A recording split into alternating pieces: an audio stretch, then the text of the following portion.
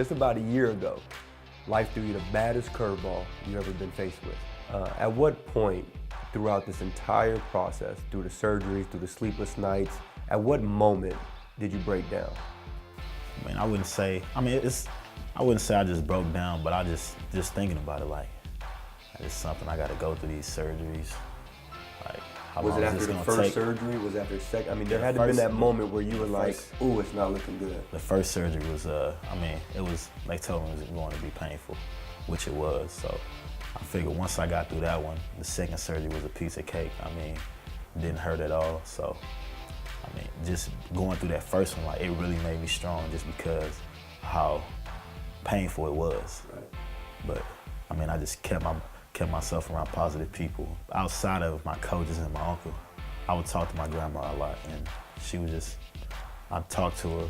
She said, I know it's hard, but you know, the main thing, God has a plan and he'll see you through everything. And that's one of the things that stuck with me. Even though the coaches pushed a lot, as well as my uncle, I just think that extra push from my grandmother was something that was really helpful. How was your bro? I mean, you guys have tough love, you know, but at that point, because somebody had to take care of you? I mean, he helped out a little bit, but at the same time, like you said, it's tough love. He was like, you know, I tell him, get this for me. He was like, your leg messed up, not your arm. So, I mean, it was still kind of tough love, but at the same time, I mean, I wasn't upset or anything. He was just telling me the truth. I mean, I'd be laying on the couch, go get this, go get that. And he wasn't liking that, so he just finally told me, look, man, get on your crutches, crutch to the kitchen and get what you want. He's like I said, your leg is messed up, not your arm. So that's one of the things I thought was funny when he told me that. I think the hardest part of the recovery, mentally, he wasn't with his teammates. He wasn't on the field with his brother. I think that, you know, played a big part in it. Physically, was the injury a setback? Absolutely, but much like everything else for the OSU Beavers, we're not going to find the easy way to do it. We're going to make things difficult for ourselves. But his future, extremely bright. There was folks that doubted you, haters.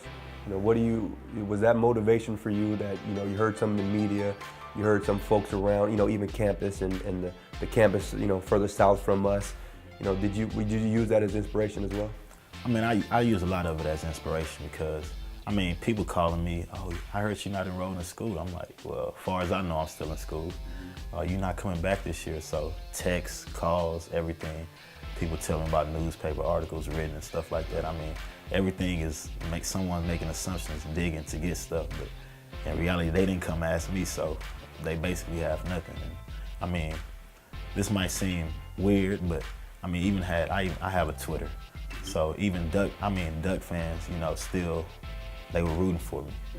So, I mean, I respect that a lot. That's why, I mean, I don't know how to say this, but I mean, for somebody to step over and put the football aside and respect someone as a person, I greatly appreciate that because not too many people will put their pride to the side and let that be.